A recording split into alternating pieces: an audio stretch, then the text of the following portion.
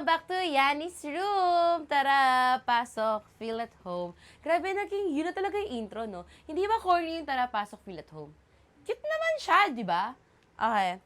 Anyway, so, anong episode na natin? Episode 7? Fuck! Umabot tayo ng episode 7! Hello? Episode 7 na tayo, and ang episode na to ay, well, dahil New Year's Eve to, actually. January 2 to lalabas. So, yeah. Pero sinut ko to ng pa-New Year. And dahil New Year's Eve, edi magiging year-end reflection. I think gusto ko for this episode na mag-reflect on 2024 and like ano yung mga expectations ko for 2025. Expectations, parang first day sa klase lang. Anyway, pasensya na if may sipon yung boses ko kasi may sakit ako. Nagre-recover pa lang ako sa sakit. Actually, habang sinushoot ko to, feeling ko may sinat pa rin ako. Tapos, inabot na ako ng umaga. Ang hassle nga kasi, nasabi ko na to before, like, tingnan nyo, ang hassle mag-shoot sa umaga kasi hindi ko makontrol yung noise. And yung ilaw din, actually. Ano ba ito? Diyos ko, sorry, wait lang. Nag-ayos din ako ng onte para sa episode na to kasi grabe, nanood ako ng mga past episodes ko. And hindi talaga ako nag-aayos, no? Diyos ko po, palakasan talaga dito sa, barangay na to eh. Hindi talaga ako nag-aayos. Which is, kaya naman, honestly, I don't mind. Ayun na yung lumabas ni honestly. Naka-isang honestly na ako. Last ko na yun. Hindi ko lang talaga minamind din kung ano itsura ko. Pasensya na guys, pa-New Year na kasi. So, hindi lang tricycle yung mga kalaban ko ngayon. Feeling ko pati yung mga boga. At text. Grabe, sino nagpapaputok? So, pasensya na if maingay itong episode na to dahil New Year nga. Kaya sabi ko, hindi talaga ako nag-aayos. Grabe, naibalik ko pa yun. Hindi talaga ako nag-aayos. So, parang sabi ko, since last episode ko naman na to for the year, oh my God. Since last episode ko naman na to for the year, okay, effort ako onte. Sorry, tamad talaga ako mag-ayos pag nasa bahay ako. Kasi bakit ako mag-makeup pag nasa bahay ako? Going on, mag-start na tayo, te. Alam nyo, medyo bokot ako na i-shoot tong episode na to kasi, baka maging emotional.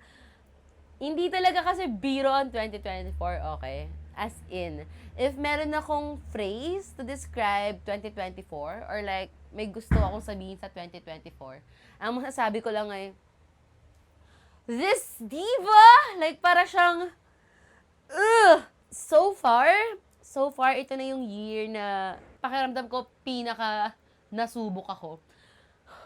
Wait lang. Hinga ako na malalim kasi nabubwisit ako sa mga nagpapaputok sa labas. As in, ang aga-aga pa. Diyos ko, wala pa oh. Kating-kating magboga. Anyway, hindi ko in-expect. Ewan ko, pumasok kasi ako sa year na to na parang, like, happy ako. Hindi high expectations, pero masaya ako nung nag-start ako ng taong to. Hopeful ako nun. Well, good news is, hopeful pa rin naman ako ngayon na i-end ko na siya.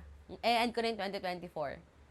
Thank God, hopeful ako nag-end ng 2024. Hindi ko in-expect. Kasi yung mga nangyayari sa taong to, As in, ang lala. Ayun, ang lala lang talaga. Hindi ko alam kung paano ko kinaya. Hindi siya ka-hopeful, basically.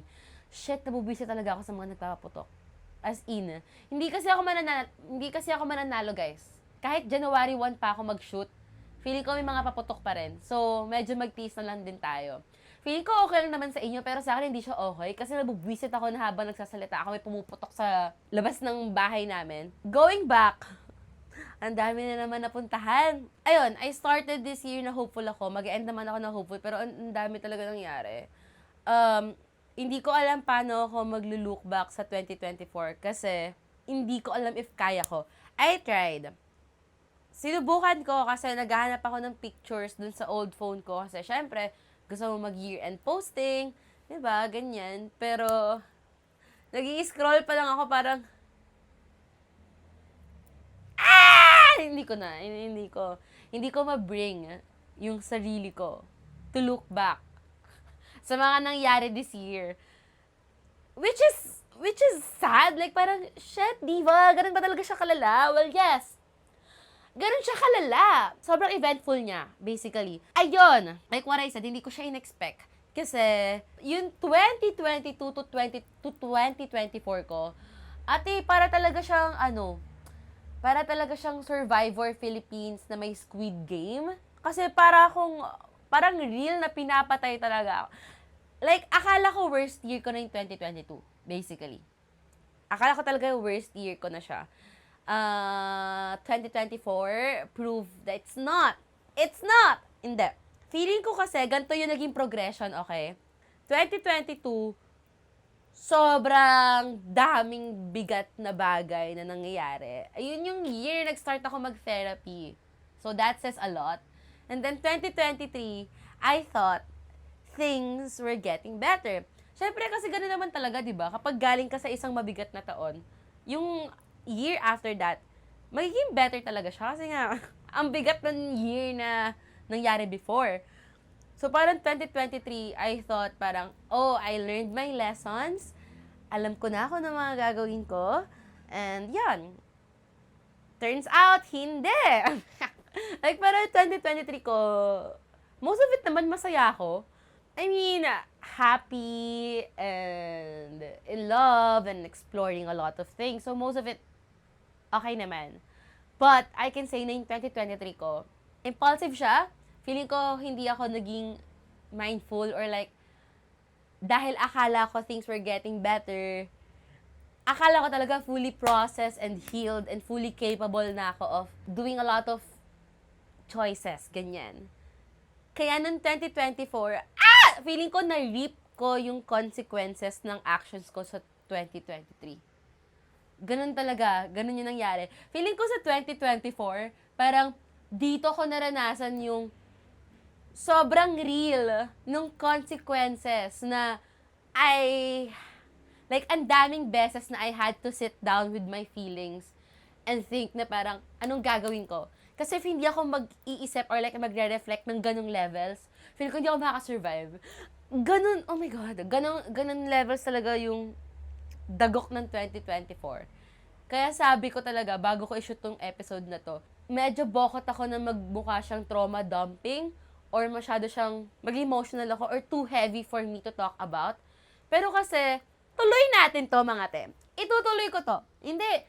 Kasi feeling ko, ang term for it is transformative. Term of the year ko talaga yung transformative. Kasi yun din yung term na sobrang importante sa thesis ko, which is this year ko tinapos.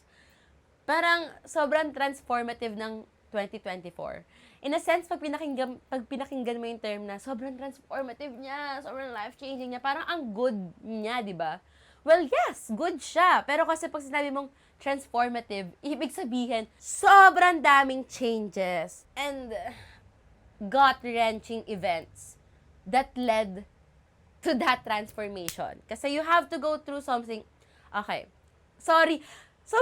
Ito yung theory kasi na ginamit ko sa thesis ko. So, yung transformative learning theory. Basta, parang 10, nakakatawa na meron tong science part. Hindi, parang siyang 10 stages. And then, yung first doon is disorienting dilemma. So, disorienting dilemma. I think dilemma, kasi hindi naman siya double L. Okay. Disorienting dilemma na parang, syempre may something na sobrang life-changing, gut-wrenching, triggering your thoughts and your beliefs na mangyayari for a transformation na, para mag-instigate ng transformation. Gets? So, parang, sobrang daming ganong moments ng 2024 for me na ang daming events na napa-question talaga ako sa sarili kong habits and beliefs. So, yan. Feeling, oh my God, like ngayon, nag-iisip ako, paano ako kaya ito madadaan sa biro? Shit! Paano ko ito madadaan sa biro? Para hindi siya super bigat. Kasi, hindi pa nga ako nag-get to it. Ang bigat niya na, honestly. I feel like, ewan ko kung anong meron sa 2024. Pero kasi ang dami ko nakikita din na memes, na TikTok, na like parang same sentiment na parang I cannot relive 2024. Parang just move, diba? Kasi feeling ko ito nga talaga yung year na parang hindi ko talaga kaya Hindi ko siya kayang i-look back ng madalian. Feeling ko, 2025 pa ako makakapag, wow, ito yung nangyari nung 2024. Nakita ko lang din tong meme na to, na parang 3 taon yung nakapaloob sa 2024. Kasi, feeling ko iba yung nangyari from January to May, June to August, and September to December. As in, feeling ko meron 3 yani. Iba-ibang yani na nag-go through it. Feeling ko na-complete ko yung 10 stages na nasa transformative learning this year. Pero syempre, hindi ko pa completely learned yung lesson ko. But, ganun siya kala. So, didiretso na ba ako sa heavy part? Actually, ayoko pang dumiretso doon. Sige, I wanna start na light. Wow. Ganun yung ini-intro ko, tapos gusto ko mag-start ng light. Okay. Like what I said, sobrang eventful na year ng 2024. Kahit naman sobrang daming dagok ng 2024 sa akin, sobrang dami ko rin kasing accomplishments. Okay? So, feeling ko dun ko sisimulan. Parang, hindi ako makapili. Like, naghanap ako ng questions na to ask yourself para mag-reflect on this year. And then, isa doon is yung happiest or like favorite moments ko from this year. So, para naman masaya, di ba? Sobrang eventful kasi talaga. Hindi ko alam kung ano mapipili ko. Pero, feeling ko isang malaking highlight ng year na to ay nakagraduate ako. Nakagraduate ako, guys. Shit! Graduate na ako ng college. Ayoko naman i-big deal, pero kasi nakagraduate ako on time while working. And then, ano pa ba? This year din nilabas yung Marahuyu project. Shit, diba? Napaprocess niyo ba yun? Hindi ko yung napaprocess. Nag-start ako mag-act sa mga short films kasi sabi ko gusto ko lang itry. And then, nagawa ko siya. Tapos, nakapag-acting lessons ako. And, oh my God, nakapag-host ako sa I Want ASAP. Nakapag-host ako sa ABS-CBN, which is siguro something na pinapangarap lang ng younger Yani. Tapos, ang dami pang nangyari this year. Ang daming achievements. Honestly. Wow. Pakilang honestly ka din. First ko na ba yun or second? Anyway, nailabas ko yung Yani's room na parang ilang years ko nang pinaplano. I think this year, ang dami kong nasimulan na I never thought makakaya kong masimulan at all. Pero agad, sobrang proud ko of myself para sa achievements na yon. Nakapag-travel pala ako outside for the first time. So, super happy ako about that. Alam niyo yun, parang first time ko magkaroon ng work trip abroad. Parang, what do you mean work? Work trip? Diba? Parang, napaprocess niyo ba yun? Ako hindi ko napaprocess yun. Feeling ko yun yung parang sobrang daming achievements na I'm very, very proud of. Oh my God, isa pa. Na-feature ako sa magazines. Nangyari yun? Nangyari yun? Nakita ko yung sarili ko sa billboard kasi yung preview, yung Pride cover, nilagay nila yun sa mga billboard. And then parang naalala ko nun, papunta ako ng Pride March kasi mag-host ako for Pride March nun. Just binivideohan ko lang yung binivideohan ko lang yung billboard sa EDSA. If napapadaan kayo ng Guadalupe, may malaking billboard doon. Tapos, nakakaiyak pala ito yung kwento. Fuck! Parang binivideohan ko yung billboard na yon kasi napapadaan kami doon ng father ko talaga. As in, sinasabi niya sa akin na kailan daw ako magkaka-billboard doon. Diba? Akala mo naman, sino ba ako? But, it's a dream, okay? Dream ko talaga siya. So, parang habang nasa angkas ako, nagva-vlog kasi ako noon.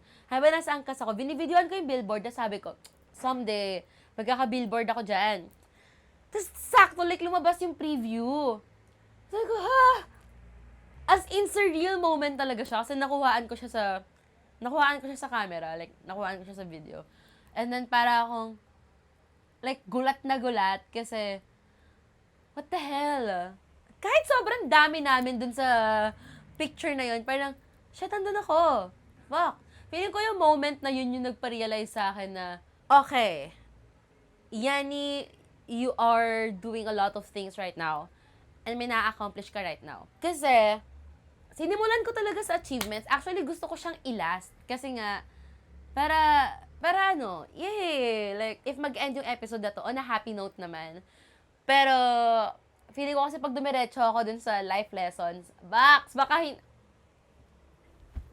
Baka ma-deads tayong lahat. Ayun, yun talaga feeling ko yung moment na nagparang, huy, gising, as in, andito ka. Kasi, sobrang daming nangyayari sa 2024. Sobrang daming struggles and sobrang daming challenges na parang sobrang busy ko lang talagang mag-survive.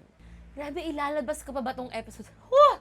Sobrang busy ko talaga mag-survive or sobrang focus ko on matapos tong event na to, matapos tong task na to para makamove na ako dun sa next. Kasi, ang dami kong kailangan gawin na hindi ko talaga siya fully na-savor. Alam niyo ba ang weird sa feeling na parang pag tinatanong ng mga tao na kailan ko ipopost yung graduation pic ko sa IG, may nakaset na akong date, pero hindi pa after this episode. But, I mean, kailan ko ipopost yun?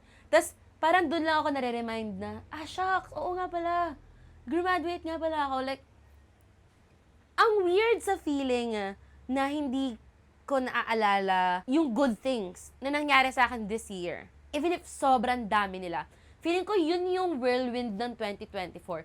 Sobrang daming good things but also sobrang dami ring bad things na na-outweigh medyo. So, isa yun sa mga feeling ko greatest lessons or at least greatest lessons or things that I want to learn, things that I want to change about myself. Halo-halo na. Kasi, yung fact na hindi ko maalala yung good things made me realize how much I'm not living in the present. Hindi ko siya biggest lesson, pero big lesson siya for me this year. And feeling ko, gusto ko siyang i-share sa inyo. Dahil, I feel like, ang daming tao na hindi aware gaano ka-importante na maging present in the moment. Or, ang daming tao na hindi aware na hindi sila nagiging present. Alam niyo yun? Parang, nung narinig ko lang siya from a friend na parang, kay Noor ko siya narinig actually, na parang pinagsabihan niya ako na, Yani, be more present. Sabi niya na, Yani, iba ka talaga pag present ka. Tapos sabi ko, anong ibig mo sabihin iba pag present ako? Kasi feeling ko, dito naman ako, I'm present, not absent. Pero sabi niya, like, yung present, by being present, meaning hindi ka stuck sa past and hindi ka rin stuck sa future mo. Okay. Anong ibig sabihin nun? Pag sinabi mong stuck sa past, feeling ko medyo, gets mo na yun eh. Like, pag stuck sa past, feeling ko kasi majority ng year na to ay, nandun talaga ako sa past ko. As in, nagdadwell talaga ako sa past ko. Kung ano yung mga bagay na I wish I did, mga bagay na ginawa ko na pinagsisisihan ko, and then binubugbog ko yung sarili ko over those. As in, grabe yung regrets ko.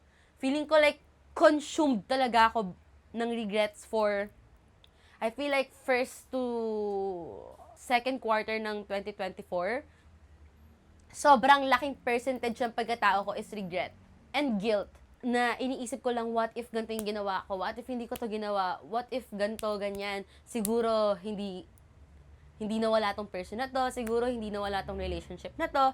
Siguro, hindi ako ganito nangangarag sa thesis ko. Until now, meron pa rin akong regrets. From time to time, I find myself na nai-stuck ulit sa past ko. Pero, parang mga siguro sa November to December, mas natututunan ko na siyang i-combat. Kasi aware na ako sa kung gaano siya ka-detrimental to me. Na, okay, sige, go. Ang hirap mas stuck sa past. May isang event nun, may isang pinagawa sa amin nun si Noor, para nasa Hener kami nun, tapos may pinagawa siyang activity. Sabi niya, pumikit kami, para siya activity to test kung gaano mo kayang mag-focus. Pinapikit niya kami, tapos sabi niya, i-empty namin yung mind namin. As in, wala kang iisipin. Wala ka dapat iniisip. And then, like, for a while, silent lang kami. Tapos, pagdilat namin, sinabi niya, if meron ba kaming, hindi ko alam if tama pa yung pagkakalala ko sa activity na to, na parang, meron ba kaming taong inisip during those moment na nakapikit kami, tao or event or job or situation na iniisip na nakapikit kami. Tapos, parang yung mga ibang friends namin, sinasabi nila na wala. ganyan, wala naman silang inisip. Ang funny kasi, as in sobrang, bigla na lang talaga ako nag-tear up, and then yung tingin talaga sa akin nila, ng friends ko na parang, huy, ano nangyayari sa'yo? Kasi, meron akong iniisip while we were doing the activity, na no matter how hard I tried, na parang, shit, wag kang isipin ganyan. Andun yung iniisip ko. Pwedeng event or pwedeng tao. I will neither confirm nor deny. Anyway, basta may iniisip ko. Tapos, parang sabi ni Noor, kung ano man yung iniisip ko, kung ano man yung iniisip ko at kung gaano ka stubborn or gaano kalaki yung like pag-isip ko doon sa thing na yon, ibig sabihin yun yung nag-occupy sa life ko right now. And like, naiyak ako na na-realize ko yon na parang, naiiyak ulit ako. What the fuck? Ano to? Lamok? Parang, doon lang talaga ako na doon ako naalog na parang, what the hell? Like, what do you mean na ang laking percentage ng life ko yung tinitake up nung situation na yon? Situation na yon from my past. Na parang, natapos na hindi ko na mababalikan at hindi ko na mababago. And sobrang lungkot niyang isipin nun for me. God, like para ako talagang nun, parang feeling ko from that moment, unti-unti, dun ako mas naging mindful of paano ako mag-isip about my past. And narealize ko lang na dun nga, ganun kalungkot kung gaano ako ka-stuck sa past ko. Kasi sobrang counterproductive niya, guys. Mas malala siya nung mga bandang May to July. For me, as in, yun kasi yung mga time na sa sobrang filled ko with regrets and anxiety over actions that I did in the past. Paralyzed talaga ako nun. Yun yung time na I needed to move kasi kailangan kong tapusin yung thesis ko or else hindi ako makagraduate. Trauma dumping! So parang, ang lala nun, guys. Malala talaga yung time na yon. So, going back to the activity, nung ginawa namin yun, dun ko na-realize na parang how much being stuck in the past has hindered me from actually living my life and from pursuing what I really want. Alam niyo, if hindi yun nangyari, hindi ko magagawa yung Yanni's Room. Feeling ko kasi, if hindi ko na-realize how much it was damaging me, hindi ko siya maititigil. So, parang feeling ko yung realization na yun, as much as possible, gusto ko siyang ipakalat sa mga tao na, check mo, baka stuck ka sa past mo. Ganyan-ganyan. Sobrang masasakal ka talaga ng ganong mindset and behavior. Tapos, yung being stuck in the future naman, itong being stuck in the future, ito ang hindi ko pa alam paano ko siya i-overcome. Kasi, unhealthy behavior ko din siya, like, ever since before pa. Pag sabi mong stuck ka in the future, like, nag-worry ka na agad about what's gonna happen in the future. Takot ka na agad sa kung ano mangyayari next week, bukas, ano mangyayari sa career mo, kailangan planado na yung ganito. Or like, for example, for me, ayoko maglabas ng Yanni's Room kasi hindi, like, takot ako sa, ano kaya yung mag-reception ng mga tao dito? Ano mangyayari sa akin? What if hindi ko siya maipagpatuloy? Like, what if hindi ako makapag-upload consistently? As in, if yung being stuck in the past is pagdudwell sa mga bagay na nagawa mo at hindi mo nagawa, yung being stuck in the future naman is pag-worry sa mga bagay na hindi pa nangyayari. And yung masyadong pag-focus sa outcome palagi. Okay, for me, sobrang apparent nung pagiging stuck in the future sa career goals ko. For example, okay, sobrang apparent ito sa pag-set ng goals kasi talaga. Alam niyo yung kapag kunyari naka-accomplish na kayo ng, wow, na-experience ko mag-host sa I Want ASAP, pero hindi pa rin ako man-satisfy kasi feeling ko, hindi ko pa rin na-accomplish yung isa pang goal na sinet ko na mas malaki. Parang ang nangyayari kasi kapag nagsiset tayo ng goals is, hindi natin na-realize na na-accomplish na natin yung sinet nating goal before. Hindi natin napapansin kasi meron na naman tayong sinet na mas malaki. Na parang hindi siya natatapos. So, ayun yung parang pagiging stuck in the future na hindi mo na-realize na ang dami nangyayari sa present mo, and ang dami mo na na-accomplish kasi meron ka agad sinet na bago or naglo-look forward ka na agad sa bago na madidisappoint ka kasi bakit hindi mo pa yun naabot? Parang lagi mong sineset yung standards mo higher and higher and higher to the point na impossible mo nang ma-celebrate once na ma-accomplish mo na siya. Kasi once na ma-accomplish mo na siya, may panibago ka ng hinahabol. Parang ayun, I feel like, ayun yung example of being stuck in the future. So parang, ang hirap na hindi ka masatisfy. Parang wala talagang winner. So ang goal is, like matutunan kung paano maging present, na parang, andito ka lang. Ano yung nangyayari sa'yo right now? Andito ka, like, grounded ka. Narinig ko yung be where your feet are. Kunyari, ngayon, ano nangyayari sa'yo? Nasa college ka? Nagtitesis ka? Andyan ka lang. Mag-focus ka lang. Alam niyo, napanood ko dun sa isang, mahilig kasi ako manood ng Wired. Alam niyo yung, neurologist answer blah blah blah questions from Twitter. May ganung series sa Wired yun if I'm not mistaken. Tapos parang isang neurophysician? Basta something sa neuro, Harvard teacher siya, sinabi niya na parang, basta may sinight siyang research na parang, most of the time, people are not aware of what they are doing. Na parang, hindi alam na mga, nagluluto sila, pero hindi nila, yung utak nila, wala dun sa pagluluto nila. Nagbabasa sila, pero, give it, after 2 minutes or so, nakakalimutan nila yung binasa nila and they had to reread again kasi wala dun yung utak nila.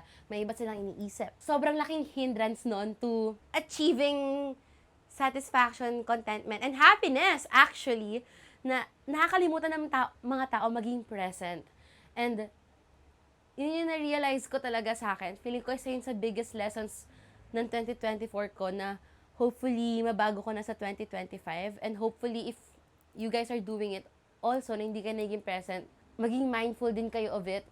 Kasi, na-realize ko na kaya hindi ko maalala lahat ng good things na nangyari sa akin this year and lahat ng good things na na-achieve ko this year kasi hindi ako present when it was happening.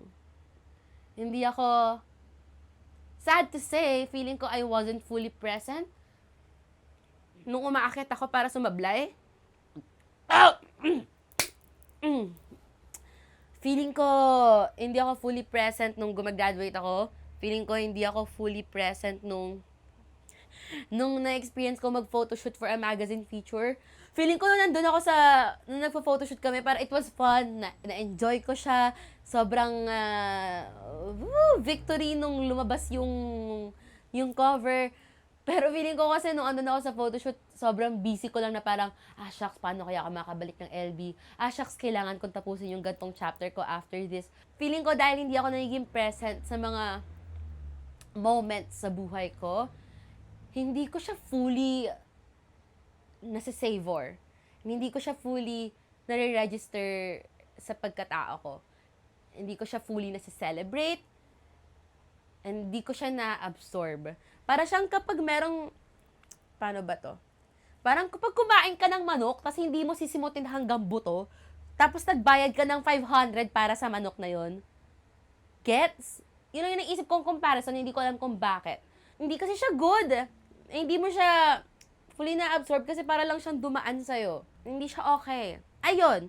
So, parang siguro mga nito lang, mga last quarter na ng 2024, tinatry ko talaga, kahit sobrang hirap, hindi ko pa rin kasi talaga fully nagagawa.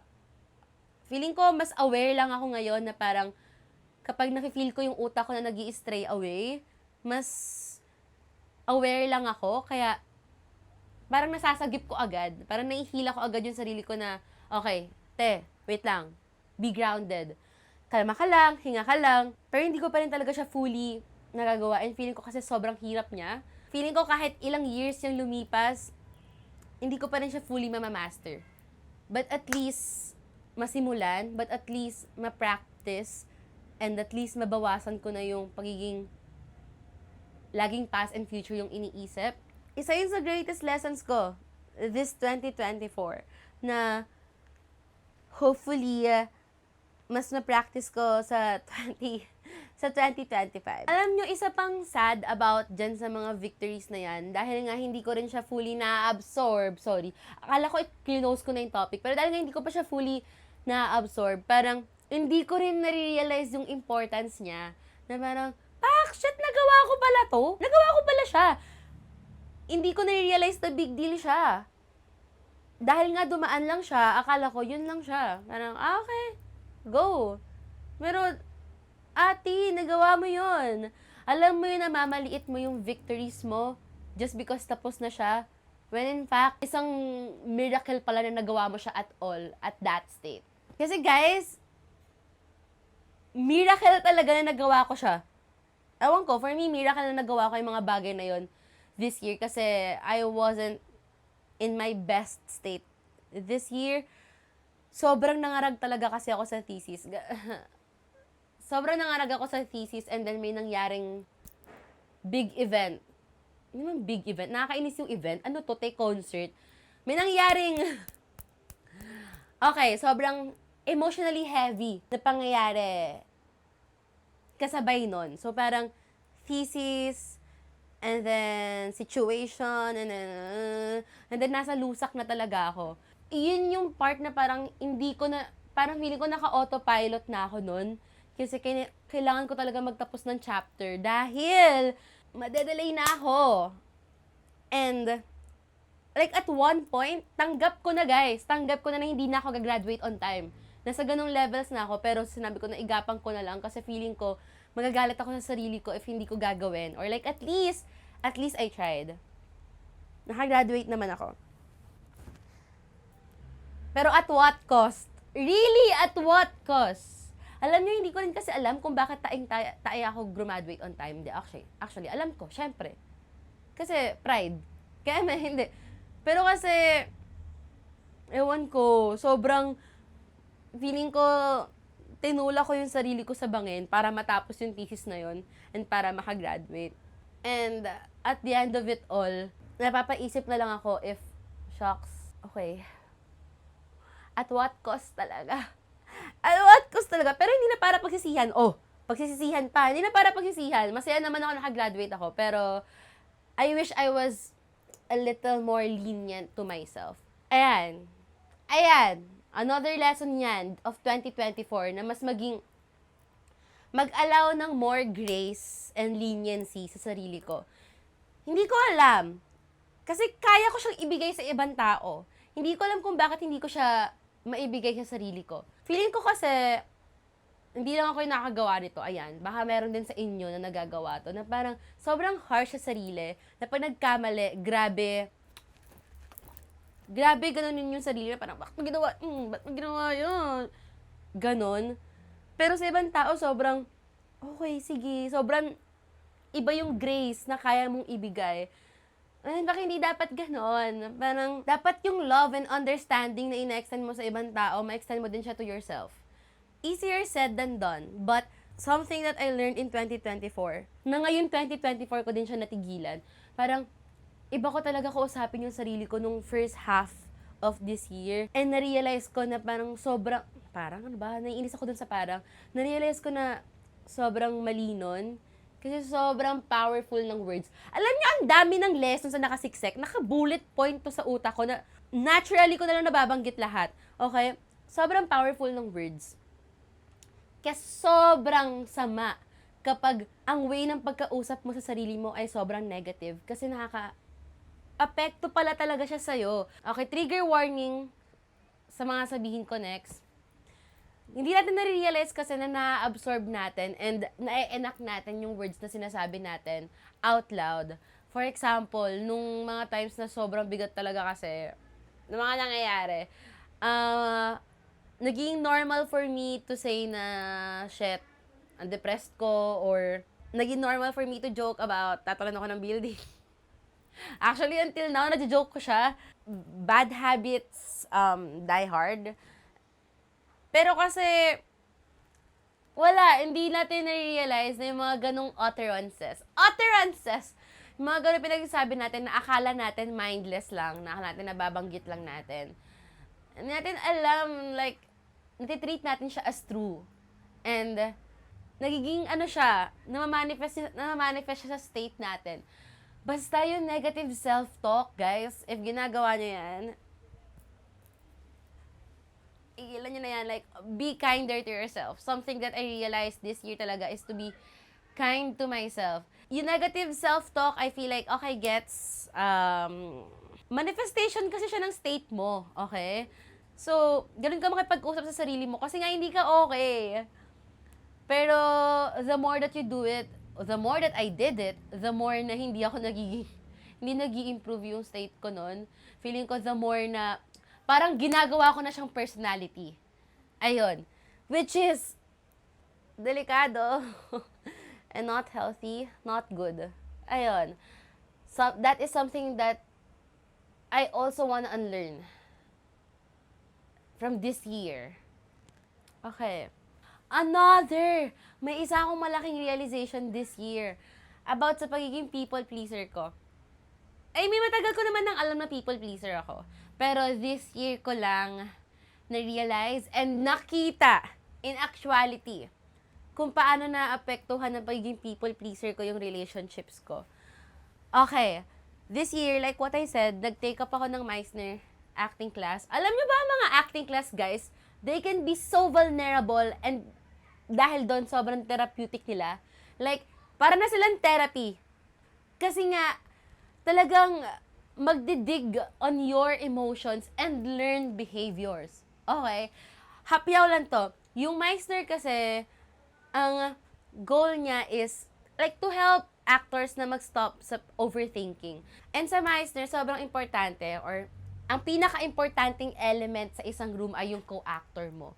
So, para hindi, like, i-recommended na papasok ka ng eksena na meron kang set of practices na sinet sa utak mo na parang, okay, ito yung gagawin ko sa eksenang to. Sa gantong line, ganito yung gagawin ko. Hindi. Parang, hahayaan mo lang mag-flow yung eksena. Depende ka rin sa co-actor mo. Kung ano ibibigay sa'yo ng co-actor mo, ano yung mag-feel mo from that behavior, mag-act ka on that. So, parang creative impulse. Basta, sobrang helpful niya. And then, kung paano siya nakatulong sa pagiging people pleaser ko, kasi, dun sa repetition activity, yun yung activity na ginagawa dun sa Meisner, parang in-urge kami na wag maging polite. Kasi yung pagiging polite, alam mo, learned behavior siya eh. Parang, as you grow up, meron ka mga set of behaviors na ginagawa mo kasi ayaw maka-offend ng tao, or kasi ito yung tinuro sa'yo ng family mo. Ako, as a people pleaser, well, may tendency talaga akong mag-filter sa words ko, or like, if meron ako na-feel, hindi ko sinasabi agad. Kasi ayoko makakos ng discomfort to other people. So, even if may mga bagay na nagagawa sa akin ibang tao na nakakasakit sa akin, ang dami pa niyang pinagdadaanan inside of me bago ako mag-enact on it. Kasi ayoko makakos ng discomfort or pain sa iba at my expense. Yun nangyayari dahil doon. Parang hindi talaga ako nagiging honest with my feelings. Hindi ko masabi ng diretso kung ano talaga yung nafe-feel ko. Kasi I tend to be polite. Mas pinapangalagaan ko yung feelings ng iba kaysa sa feelings ko. So, isa yun sa feeling ko na call out sa akin ng Meisner, which is shocking kasi pumunta lang naman ako doon to learn acting, but parang ang daming nagdig na unhealthy behavior sa akin. And again, I guess that's acting for you. Therapy. Anyway, feeling ko na-force ako na i-face.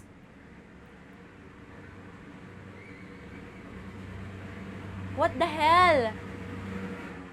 Anong tambutso yan?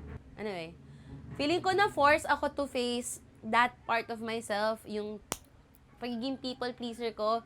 Kasi dun ko lang nakita na naapektuhan nga nun talaga yung relationships and life ko. Hirap pala ako makabuo ng genuine relationship because of that. Hindi man ako hirap. Madami akong genuine relationship. Pero parang, na-realize ko lang how detrimental it was to my relationships, yung ganung behavior ko.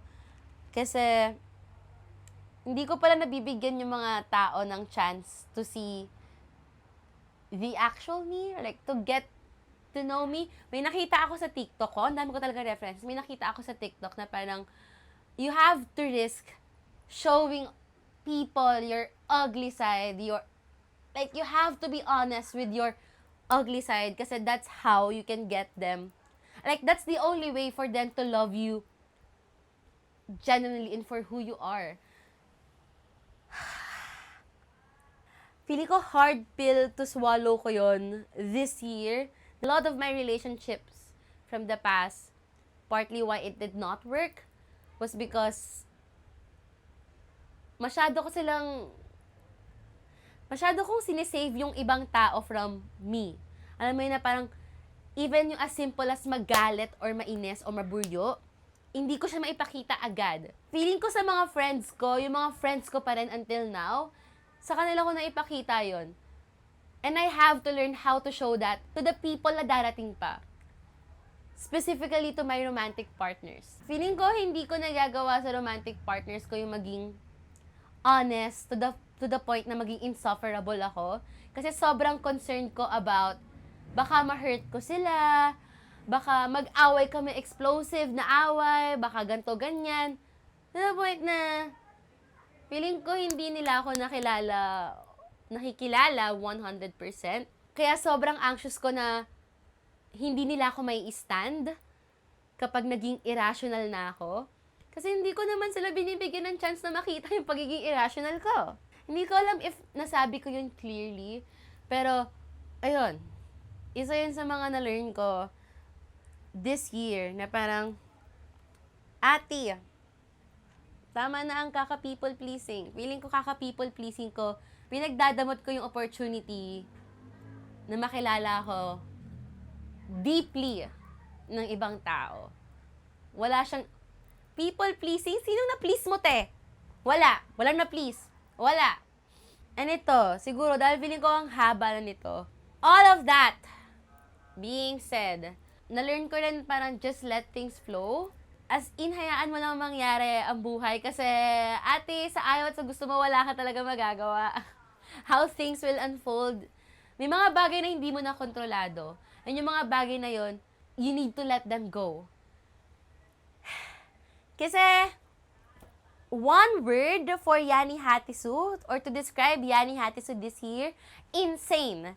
I watch myself go insane over situations na hindi ko na kontrolado. Alam kong hindi ko na kontrolado. Pero, hindi ko mabitawan. Like, nabaliw ako kakaisip, anong kailangan kong gawin para hindi to mawala. Anong kailangan kong gawin para hindi siya mapunta dun sa outcome na ayaw ko. Yon, sobrang unhealthy ng attachment ko to certain outcomes na dahil gusto kong ito yung mangyari, hindi ko matanggap pag hindi papunta doon. And nakakagawa ako ng actions na insane, impulsive, hindi na pag-iisipan, and unkind to myself dahil sa sobrang desperate ko na makuha yung outcome na yon. Hindi ko kasi mabanggit yung specific example kasi feeling ko, I want to keep that part of my life private. Pero, feel ko gets nyo naman yon. Let things flow, let things go. If feeling mo nagawa mo na lahat, and hindi pa rin nangyayari yung gusto mo mangyari, then meaning it's not meant to happen. Na wala na sa kamay mo yan, sis. Hayaan mo na si Lord. Hayaan mo na ang universe. Ayun, just trust the universe. Oo. Hindi laging good things ang dadalhin ng universe, pero ewan. Parang habang papatapos talaga yung taon na to, na-build talaga yung trust ko na, okay, I won't suffer in vain. Hindi ako papabayaan ng universe. Hindi ako papabayaan ni Lord. Hindi forever ang suffering. Hindi permanent ang sad and anguish feelings. Hindi permanent ang heartbreak. It will pass. Basta bitawan mo lang. Yun ang mga greatest learnings ko this 2024. Actually, sa isip ko, sobrang dami pa. Pero, isipin nyo, all that In 1 year, ganong klaseng lessons in 1 year, that's crazy. Hindi ko lang paano ko na-survive yung mga events na nagpa-realize sa akin ng lessons na yon. But I did survive. Feeling ko sobrang laking start na naging aware ako of those lessons and unhealthy behaviors that I need to change. Hindi ko pa fully na-execute, but at least aware na ako. At least I know where to start. Okay, sorry. Pahabol. May pahabol pa pala akong lesson. Just start. You just have to start. Sobrang laking part ba yan yung sipon ko? Sobrang laking part ng thinking na yan sa kung bakit nailabas ko yung Yanis Room and kung bakit nakapag-create ako ng content right now. Kasi, talaga ako, na-explain ko naman na to dun sa episode 1 na may tendency ako maging stuck sa mga project kasi kailangan laging perfect, natakot ako kung ano may reception na sa blah blah blah. Just start! If nakikinig ka at meron kang gustong simulan, tapos natatakot ka, ang advice ko na sa'yo, simulan mo. Grabe yung ang dami kong nagawa dahil lang sinimulan ko. And hindi na ako nag-overthink sa mga details. Syempre, importante yan details. Pero kasi guys, mahalaga na magsimula ka lang. And then, i-improve mo as you go. Wala lang. Happy ako na ang dami kong nasimulan this 2024. And ang happy ko na ang dami kong worries na in-overlook ko na lang. Kasi, if hindi, di wala to, di ba? Dahil may nasimulan ako, meron ako mga bagay na nililook forward to. Happy ako about that. Yan. Okay, yun. Yan ang greatest lessons ko of 2024. Sobrang dami, kasi sobrang dami talaga nangyari. And ayoko na meron akong ma-miss. Feeling ko may mga hindi ako nabanggit. Pero yun yung, I'd say, gusto ko i-share to people. Ano ako? Nagpapakalat ng gospel. Blasphemy na naman! With that said, ano yung mga goals ko for 2025, expectations ko for 2025, or mga nililook forward ko? Ang daming reiteration, nakailang synonyms ako doon. Nililook forward ko for next year. Well, feeling ko, hindi pa rin magiging perfect ang 2025. If meron ako natutunan sa 3-year run ko from 2022 to 2024 is, yes, it gets better, pero hindi talaga mawawala ang mga dagok. Kasi feeling ko, dahil sobrang daming, pag sobrang bigat ang nangyayari in a year, iniisip ko, sana sobrang gaan na lang ng next year. Ganun naman kasi talaga, di ba? Pero kasi ganun ang buhay, guys.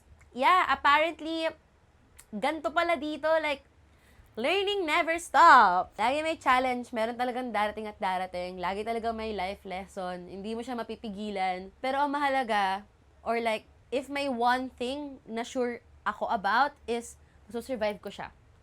Palagi at palagi, masusurvive mo yan. So, hopeful pa rin ako for 2025. If magiging mabigat siya, huwag na, please. Basta sana hindi na lang siya kasing bigat ng 2024. Na-realize ko lang naman na kaya lang naman nagiging mabigat ang isang taon or kaya lang nagiging mabigat kasi paulit-ulit mong ginagawa yung mga bagay na alam mong mali. Kapag hindi ka talaga nagle-learn from what happened to you at inuulit mo yung mga questionable actions mo, ay talagang hindi matatapos ang pagsubok. Pero kasi guys, ang hirap maging politically correct. Ang hirap i-apply ng lessons, okay? Lalo na pag sa love. Sorry I'm so sorry. As a lover girl through and through. Ewan ko. But I'll try. Feeling ko next year, dahil sa mga napagdaanan ko this year, feeling ko nauntog naman na ako. Yes, meron akong tiwala sa sarili ko na mas magiging mindful na ako of my actions next year. Nasabi ko yun kasi confident talaga ako. Feel ko I will be. Yeah. Pero if hindi, kalimutan nyo na lang na sinabi ko yun. Kimi. Anyway, for 2025, gusto ko mag-travel more. Sobrang saya nung nakapunta ako ng Hong Kong. Thank you, GCash. I love you, GCash. Sobrang saya nung nakapunta ako ng Hong Kong kasi first time ko mag-travel outside the country. And hindi ko alam kung bakit hindi ko siya ginagawa. Well, dahil hindi naman ako mayaman. Ngayon lang naman ako nagkakaroon ng income. So, gusto ko mag-travel more abroad. Gusto ko rin mag-travel in the country. Gusto ko mag-travel alone.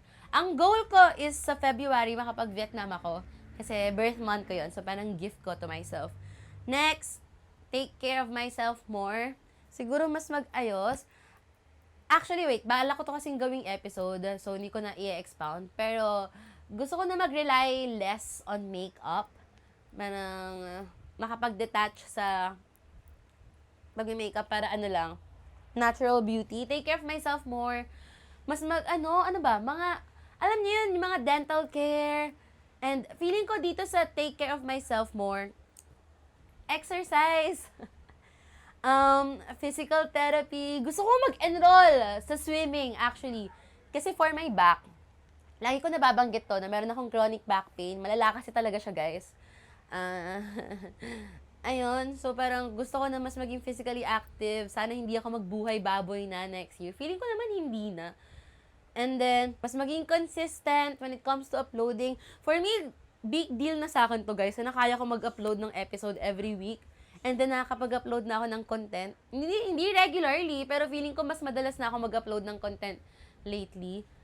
So, ayun. Meron akong high hopes for my career. Ang dami kong na-achieve this year as Yani Hatisu. And nagawa ko yun habang nasa lusak ako. So, feeling ko naman, may ma-achieve pa ako sa 2025 kasi I'm in a better state. Diba? So, parang, since I'm in a better state, maybe I'll attract more good things. Kasi, what do you mean na nung depressed ako, nakapag-attract ako ng magazine features? Kaya ko pa to, guys. Kaya ko pa talaga. Keme. Also, hindi lang siguro din, like, yung career, hindi lang siguro din as Yani Hatisu MS something. Alam ko. Goal ko kasi din next year na makapag-intern for a creative studio. Hindi talaga. Like, parang, ang dami kong friends na inask kung nag-hire ba kayo for wala lang. I wanna learn from other people. Since nag-start kasi ako na parang maging content creator and then kumita ako at an early age, naging confident or like naging comfortable talaga ako working on my own. So everything that I learned, it came from me. Iba rin kasi talaga mag-work with other people. Iba din mag-learn from, alam mo yun, people na merong more knowledge and experience than you. Lalo na sa ganito, tingnan nyo, hindi ako marunong mag-ilaw. Kasi hindi ko alam saan ko aaralin. Lahat sa YouTube lang. Lahat na natutunan ko sa YouTube lang. Yung knowledge ko about video editing sa YouTube lang. I wanna learn more from other creatives. Hindi ko pa rin talaga nakikita yung sarili ko na magko-corpo. So, feeling ko next year, if mag-work ako for other people, flexible pa rin na time, and then creative industry talaga. Wala lang. Excited ako for that. Gusto ko rin mag-venture out. Actually, nabanggit ko nga this year na gusto ko maranasan mag-barista eh. Wala lang. Just to learn new skills. Wala. Learning never stops, sabi ko nga. Another goal. Okay. Another goal ay, oh my God. Big girl goals to actually for 2025. Live alone. Gusto ko nang mag-rent ng apartment ulit. Actually kasi, hindi ko alam if gusto kong umalis ng bahay namin. Kasi, for 2 years, wala ako dito dahil nasa LB ako. And, parang hindi ko alam if kaya kong mag-live alone sa Manila. Pero gusto ko nang itry. Wala lang. Like, my own space na madedesign ko. Own space, feeling ko mas may freedom, di ba? Tsaka na mas malapit sa mga work ko kasi ang hassle talaga ng Taguig. Sobrang layo ng Taguig. Hindi ko alam kung bakit. Ang layo ng Taguig sa lahat. Goal ko lang yun na magkaroon ng sariling apartment. Matagal ko naman ang goal yun. Pero feeling ko next year, gusto ko na siyang i-actualize. Nag-look forward naman ako to 2025. Hindi ko alam kung ano mangyayari for 2025. Pero go. Go, te. Sinubok na ako ng 2024 eh. Alam nga namang hindi pa ako hindi pa ako sumugod ng 2025. Kating-kating na ako sumugod ng 2025. Well, let's see. Hopefully, magkakasama pa rin tayo sa 2025 at walang mangyaring masama sa akin at sa lahat na nanonood nito. Grabe! Wala akong masabi sa 2024. This diva talaga. Although, I am happy na the year is already ending. And, wala. May something na, ano bang word for it? Ewan ko, may something sa fact na parang, wow, you can start all over again. You can always start again. Parang, laging ganun yung feeling at the end of the year. Feeling ko lang, this 2024, sa sobrang daming changes, sobrang daming nawalang tao sa buhay ko, and mga lugar na naiwan ko na or mga lugar na umalis na ako, like LB, sobrang laki ng grief that comes with leaving this year behind. Hindi ko alam, nasa last day na ako ng 2024, pero hindi ko alam if kaya ko na ba siyang iwan na parang, okay, mag-end na yung 2024. Ito na yung last day na I was this person. Ito na yung last day na may part pa ng year ko na nakatira ako sa LB. Naimanan niyo ba yun? Parang, ewan ko, feeling ko sobrang happy na mag-move na ako to another year.